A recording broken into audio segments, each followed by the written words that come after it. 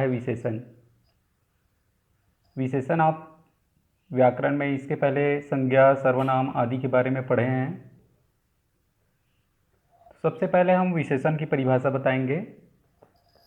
जो शब्द संज्ञा या सर्वनाम की विशेषता बताते हैं उन्हें विशेषण कहते हैं। कोई भी संज्ञा है या सर्वनाम है, उनकी जब विशेषता बतला रहे हैं वो विशेषण कहलाते हैं। विशेष्य यहाँ पर दिया गया है। विशेष्य किसे कहेंगे? तो जिसकी विशेषता बताता है। जो विशेषण है जिस वस्तु या व्यक्ति की विशेषता बता रहे हैं उसे विशेष्य कहते हैं। देखिए यहाँ पे एक और शब्द आया है प्रविशेषण।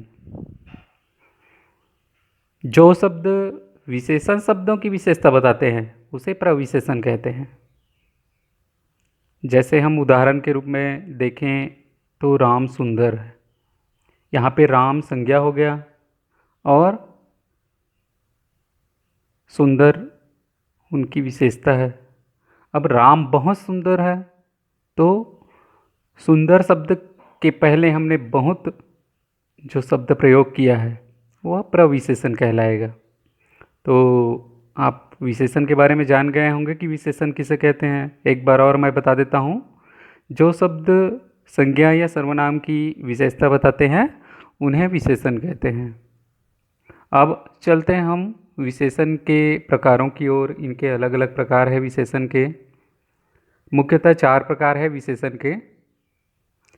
इन प्रकारों में सबसे पहला आता है गुणवाचक विशेषण, दूसरा आता है संख्यावाचक विशेषण, तीसरा परिणामवाचक विशेषण और चौथा सार्वनामिक विशेषण।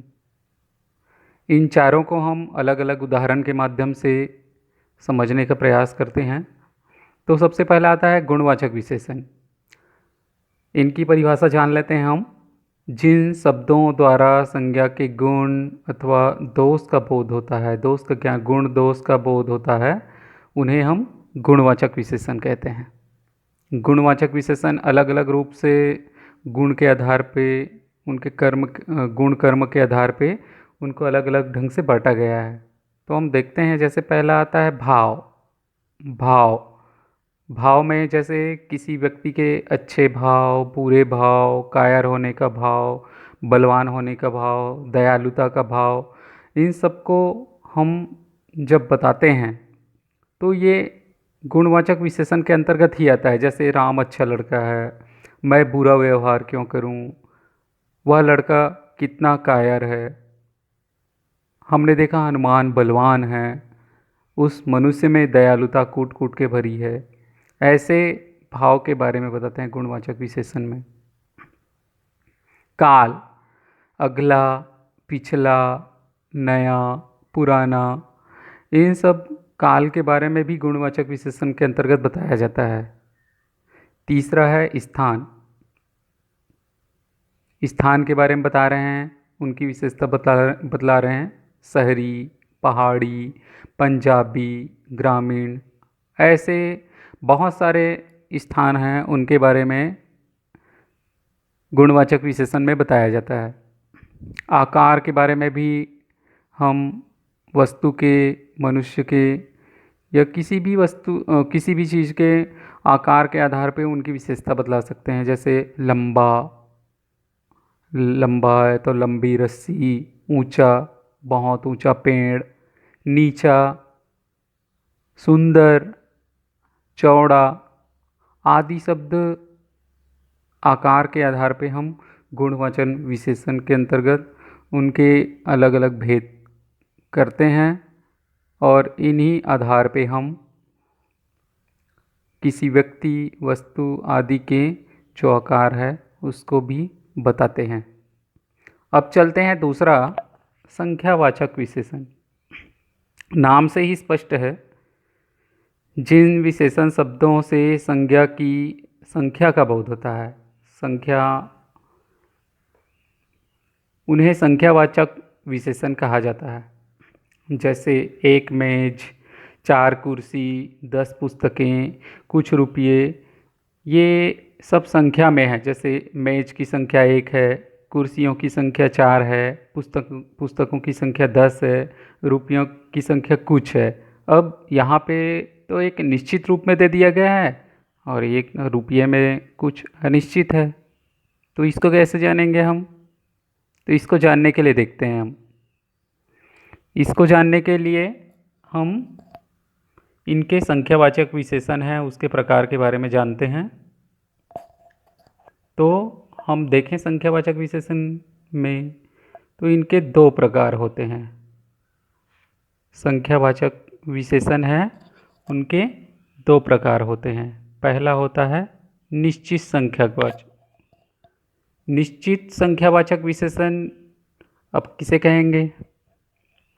जिन विशेषण शब्दों से निश्चित संख्या का बोध होता है, हाँ ये इतना ही है, उन्हें निश्चित संख्यावाचक विशेषण कहते हैं। जैसे यहाँ पे दिया गया है 1, 2, 3, दूसरा, पहला, पांचवा, ऐसे बहुत सारे हैं जिनका एक निश्चित क्रम है, निश्चित संख्या निर्धारित किया गया है।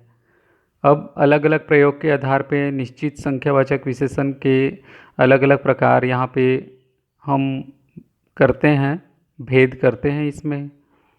तो गणना के आधार पे हम संख्या निर्धारित करते हैं, तो इसमें पहला 1, 2, 3, जैसे 1 लड़का, 2 गायें, 3 पुस्तकें, ऐसे इनके निश्चित संख्या को दर्शा रहे हैं।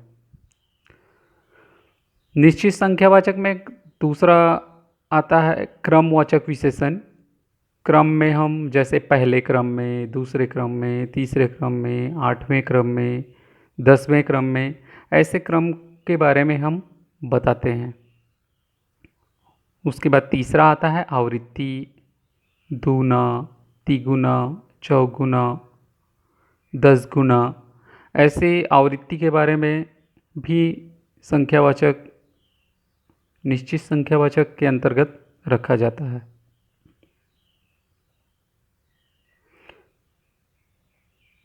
अब हम दूसरे संख्यावाचक की ओर आते हैं। दूसरा इनका भेद है अनिश्चित संख्यावाचक। नाम से ही स्पष्ट है, निश्चित के बाद अनिश्चित।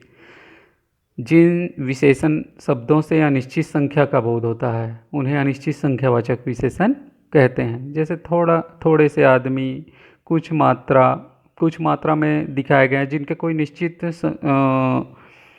निश्चित संख्या निर्धारित नहीं हुआ है, ऐसे अनिश्चित संख्यावाचक विशेषण के अंतर्गत आता है। संख्यावाचक में अनिश्चित संख्यावाचक विशेषण होता है। जैसे थोड़े आदमी वहाँ पे बैठे थे, है ना, ये अनिश्चित संख्यावाचक विशेषण है।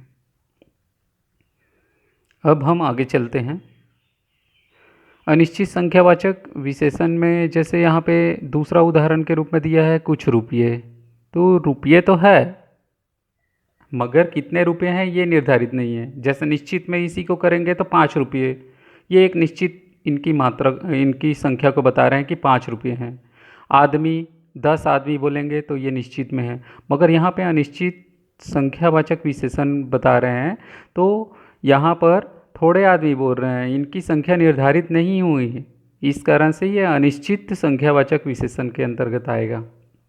रुपये हमने 5 रुपये बोले तो उनका जो संख्या है वो निर्धारित हो गया, मगर कुछ रुपये बोला जाए तो वह अनिश्चित संख्यावाचक के अंतर्गत आता है। आगे चले हम तीसरे विशेषण की ओर, जिसका नाम है परिमाणवाचक। कुछ इनको परिणाम बोलते हैं जबकि गलत है, परिमाणवाचक विशेषण। परिमाण मतलब होता है मात्रा। जिन विशेषण शब्दों द्वारा संज्ञा की मात्रा, नाप तौल का बोध होता है उन्हें परिमाणवाचक विशेषण कहते हैं। जैसे सेर भर दूध, तोला भर सोना, थोड़ा सा पानी, ऐसे जो हम किसी वस्तु की मात्रा के बारे में पता करते हैं वो परिमाणवाचक विशेषण कहलाते हैं। इनके दो प्रकार है। सबसे पहला आता है, इसमें भी निश्चित परिमाणवाचक विशेषण। अब इसके पहले हमने आपको संख्यावाचक में बताया था निश्चित संख्यावाचक विशेषण और अनिश्चित संख्यावाचक विशेषण। तो इसमें भी निश्चित परिमाणवाचक विशेषण है। निश्चित परिमाणवाचक विशेषण क्या होता है जानते हैं।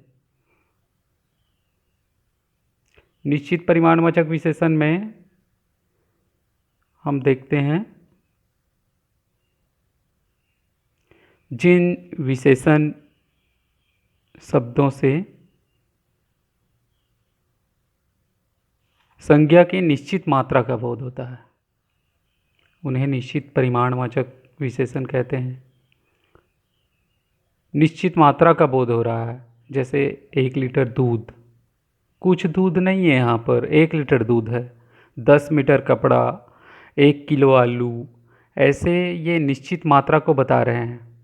तो ये एक निश्चित परिमाणवाचक विशेषण के अंतर्गत आएगा। इसके दूसरे प्रकार है अनिश्चित परिमाणवाचक विशेषण। जिन विशेषण शब्दों से कि संज्ञा की अनिश्चित मात्रा का बोध होता है उन्हें अनिश्चित परिमाणवाचक विशेषण कहते हैं। जैसे थोड़ा दूध, कुछ शहद, बहुत पानी।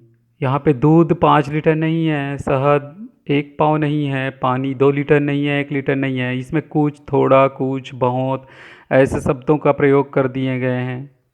उनकी मात्रा निर्धारित नहीं है, इस कारण से यह अनिश्चित परिमाण में है, अनिश्चित मात्रा में है। इस कारण से इसको अनिश्चित परिमाणवाचक विशेषण कहते हैं, है ना।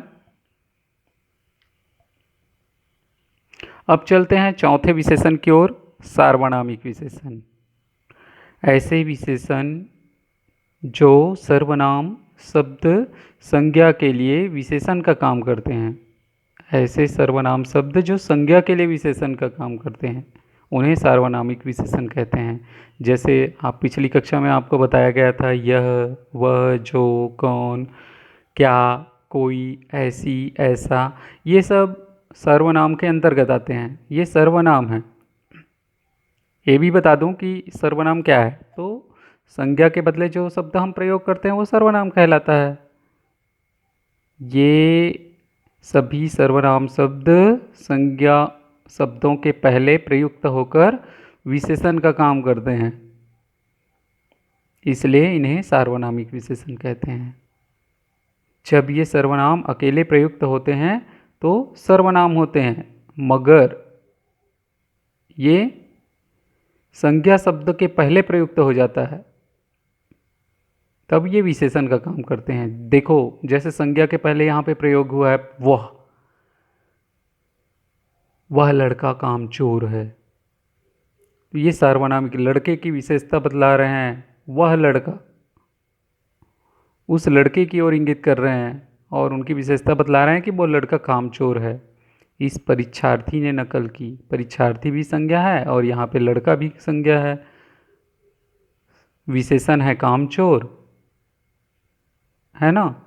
तो संज्ञा शब्दों के पहले जो सर्वनाम को प्रयोग कर देते हैं वह सार्वनामिक विशेषण कहलाता है।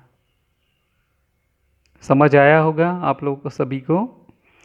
चलिए, मैं आज के लिए आपको कुछ अभ्यास कार्य देता हूँ। इसको आपको अपनी अभ्यास पुस्तिका में लिखना है, इसके प्रश्नों के उत्तर लिखना है और मेरे को इसका उत्तर आप लोग देंगे, लिख के दिखाएंगे। सबसे पहला प्रश्न, विशेषण की परिभाषा लिखिए, अर्थात विशेषण क्या है इनकी परिभाषा लिखना है। प्रश्न 2, विशेषण कितने प्रकार के होते हैं उनका नाम लिखना है। अ, ब, स, द या अ, क, ख, ग करके उनका आप नाम दर्शा सकते हैं। प्रश्न 3 में निश्चित और अनिश्चित परिमाणवाचक विशेषण में अंतर लिखना है आपको। दोनों में क्या क्या अंतर है, एक परिभाषा लिखें इनका और इनका उदाहरण लिखेंगे। इन विशेषण शब्दों का प्रयोग करते हुए आपको वाक्य बनाना है। जैसे सुंदर, लाल, ईमानदार, मीठा, इन विशेषणों का प्रयोग करके आपको वाक्य बनाएंगे। 5वें प्रश्न में एक छोटी सी कहानी लिखना है आपको जिसमें विभिन्न विशेषण शब्दों का प्रयोग किया गया हो। ऐसे शब्द विशेषण शब्द का प्रयोग करना वाक्यों में कि उसमें वाक्य भी पूरा हो और आपका विशेषण शब्द भी पूरा हो। बढ़िया लगा आज का आप लोगों को विशेषण जो हमने पाठ पढ़ाया। चलिए अगले वीडियो में आपसे फिर मिलते हैं। धन्यवाद।